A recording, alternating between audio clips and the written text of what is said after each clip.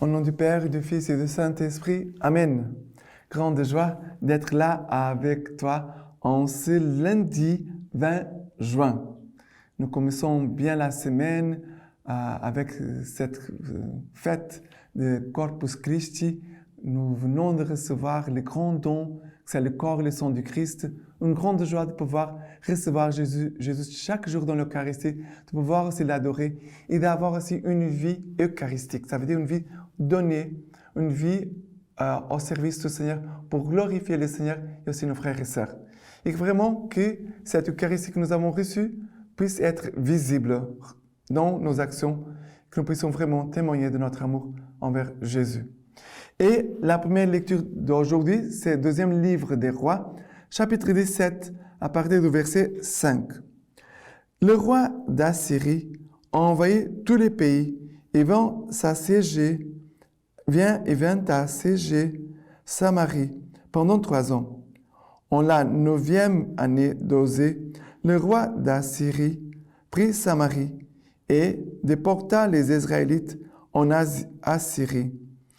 Il les établit à Alad et sur le Habor, fleuve de Gozan, et dans les villes de Mède. Cela arriva parce que les Israélites avaient péché contre le Seigneur leur Dieu, qui les avait fait monter du pays d'Égypte, le soustrayant à l'emprise de Pharaon, roi d'Égypte. Ils adorèrent d'autres dieux et suivirent les coutumes des nations que le Seigneur avait chassées devant eux et celles établies par les rois d'Israël. Pourtant, le Seigneur avait fait cette injonction à Israël et à Juda par les ministères de tous les prophètes et de tous les voyants. Convertissez-vous de votre mauvaise conduite, avait-il dit, et observez mes commandements et mes lois, selon toute la loi que j'ai prescrite à vos pères et que je leur ai communiquée par les ministères de mes serviteurs, les prophètes. Mais ils n'obéirent pas et raidirent leur nuque comme avait fait leur père, qui n'avaient pas cru dans le Seigneur leur Dieu. Ils méprisèrent ses lois, ainsi que l'alliance qu'ils avaient conclue avec leur père et leurs ordres formels qu'il avait fait, leur avait intimés. Alors le Seigneur fut profondément irrité contre Israël et l'écarta de devant sa face. Il ne resta que la seule tribu de Juda. Vous voyez, qu'est-ce qui se passe? On voit les rois, nous avons vu l'autre jour, nous voyons aussi aujourd'hui, que les rois que Dieu avait mis en tête de son peuple ne sont pas des représentants de Dieu. Parce que les rois, ils représentaient Dieu, la présence de Dieu, la façon de conduire les choses devait ressembler et d'être selon la volonté de Dieu. Mais les rois, ils vont faire autrement. Et ici, nous dit, qu'est-ce que la parole de Dieu nous dit qui? Il dit, cela arriva parce que les Israélites avaient péché contre le Seigneur leur Dieu, qui les avait fait monter du pays d'Égypte, les soustrayant à l'emprise de Pharaon, roi d'Égypte. Ils ont oublié. Dieu nous a sauvés, Dieu nous a enlevés de l'esclavage et ils ont tout oublié. Et à cause du manque de fidélité à Dieu, après, ils vont être envahis, il y a les guerres, ils vont perdre les guerres.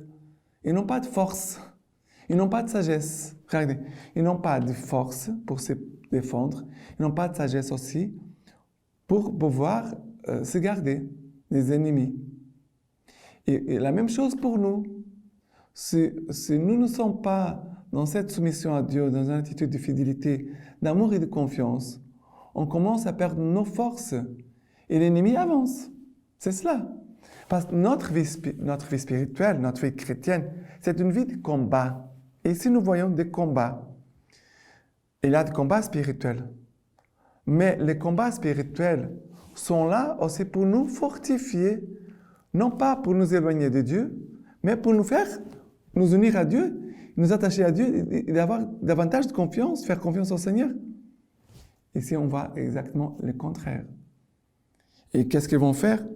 Ils adorèrent d'autres dieux, ils suivirent les coutumes des nations que le Seigneur avait chassées devant eux et celles établies par les rois d'Israël. Alors, le Seigneur avait demandé par les prophètes, « Convertissez-vous de votre mauvaise conduite, avait-il dit, et observez mes commandements et mes lois, selon toute la loi que j'ai prescrite à vos pères et que je leur ai communiquée par les ministères de mes serviteurs, les prophètes. » Mais ils n'obéirent pas et raidirent leur nuque comme avait fait leur père, qui n'avaient pas cru au Seigneur leur Dieu. Alors, ils ne vont pas obéir, ils vont être têtus. Ils ont rendu raide leur nuque. Ils disent, mais ils n'obéirent pas et raidirent leur nuque. Raidir leur nuque, ça veut dire sont têtus. En désobéissance, entêtement et aussi manque de fidélité, manque d'écoute, de confiance au Seigneur. Voilà, et après, ils vont payer un prix de toutes leurs mauvaises actions. Ils vont souffrir.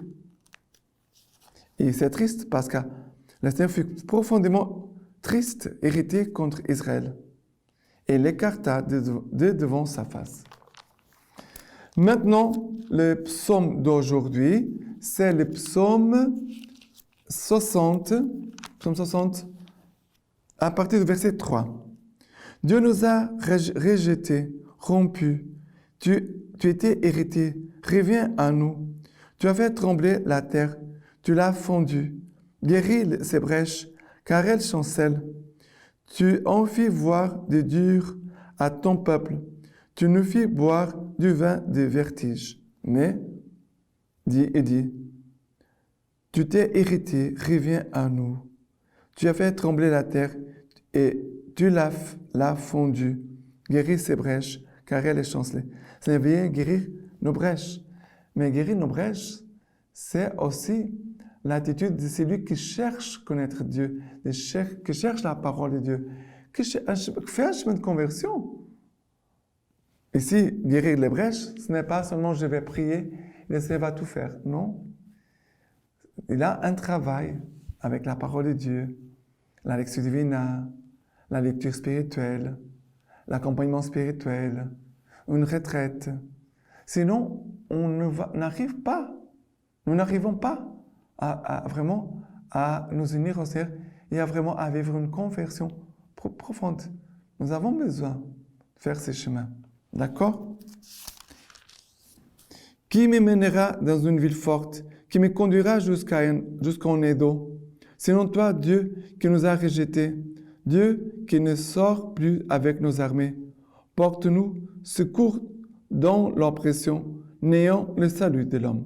Alors, il dit, c'est néant le salut de l'homme.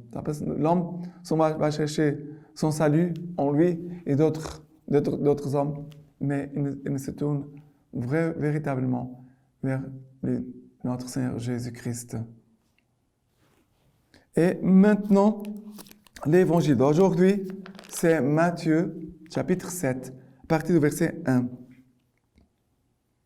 Ne jugez pas afin de n'être pas jugés, car du jugement dont vous jugez, on vous jugera, et de la mesure dont vous mesurez, on mesurera pour vous.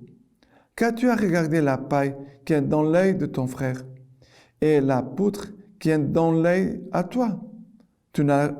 Et la poutre qui est dans ton œil à toi, tu ne la remarques pas? Ou bien, comment vas-tu dire à ton frère, laisse-moi ôter la paille de ton œil, et voilà que la poutre est dans ton œil? Hypocrite, ôte d'abord la poutre de ton œil, et alors tu verras clair pour ôter la paille de l'œil de ton frère. Alors, il faut vraiment prendre le temps de prier et dire, mais quelle est la poutre qui est dans mon œil. Quelle est la poutre? Parce que si je ne fais pas cela, je ne pourrais pas aider mon frère. Il y a des gens qui me disent souvent, j'aime beaucoup aider les autres, j'aime beaucoup aider les gens, j'aime beaucoup. Oui. Mais ce n'est pas seulement de faire les biens. J'ai besoin de regarder. Et regarder clair, c'est de regarder avec la foi et la lumière de la foi, ça veut dire le discernement. Parce que quand je regarde l'autre, je dois voir ses besoins, mais les besoins les plus profonds, les plus nécessaires pour ses frères et pour cette sœur. Si la personne elle est affamée, je dois donner quoi manger. Mais aussi, je dois donner Jésus-Christ. Je dois donner la parole de Dieu. Je dois semer dans le cœur de ses frères Jésus-Christ, l'espérance en Jésus-Christ, la force de la résurrection. Sinon, je ne ferai pas beaucoup. Et ici, le Seigneur commence pour dire, ne jugez pas, parce que le jugement va nous aveugler.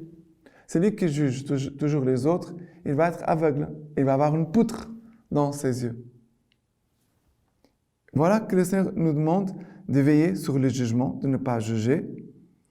Et il a aussi cette phrase très, très forte. Et la mesure dont vous mesurez, on mesurera pour vous. La mesure dont vous mesurez, on mesurera pour vous. Quelle est la mesure que tu as? Parce qu'on ne peut pas dire, alors, tout c'est merveilleux, tout est merveilleux, pour que les gens nous disent la même chose. Tout est merveilleux. Non, non. Le discernement, c'est de dire, ça c'est bon, ça c'est mauvais. Ça c'est de Dieu, ça ce n'est pas de Dieu. Et on doit demander la force de l'Esprit Saint et la sagesse de l'Esprit Saint pour voir la poutre dans mon œil, pour voir la paille qui est dans l'œil de notre frère, et avec charité de dire la vérité. Parce que souvent, il y a des gens qui sont qui pêchent beaucoup par l'omission. Vous comprenez? Nous devons vivre la vérité dans la charité. Ok? Maintenant, la lecture patristique de Saint Grégoire.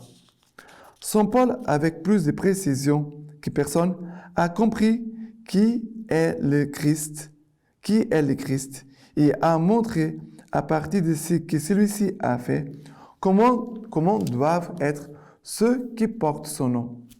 Il l'a imité si clairement qu'il a montré en sa personne quelle est la condition de son Seigneur. Par cette imitation très exacte, il a confondu l'image de son âme avec son prototype, au point que ce n'était plus Paul qui semblait vivre et parler, mais le Christ lui-même.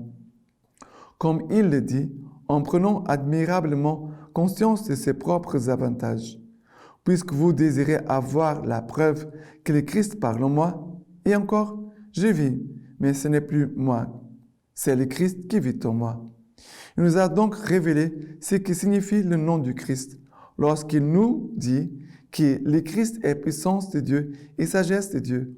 En outre, il l'appelait paix et lumière inaccessible, où Dieu habite, sanctification et rédemption, grand prêtre, agneau pascal, pardon pour les âmes, lumière éclatante de la gloire, expression parfaite de la substance, créateur des mondes, nourriture et boisson spirituelle, rocher et eau, fondement de la foi, pierre angulaire. Seigneur des hommes, Fils unique, couronné de gloire et d'honneur, Seigneur de gloire, commencement de ce qui existe, Roi de justice et ensuite Roi de paix et Roi de tous les hommes, avec une puissance royale sans aucune limite. Avec une puissance royale sans aucune limite. Et maintenant, je vous laisse la bénédiction par les mains toutes pures, la Vierge Marie. Dieu Tout-Puissant vous bénisse et vous garde, le Père, le Fils et le Saint-Esprit. Amen.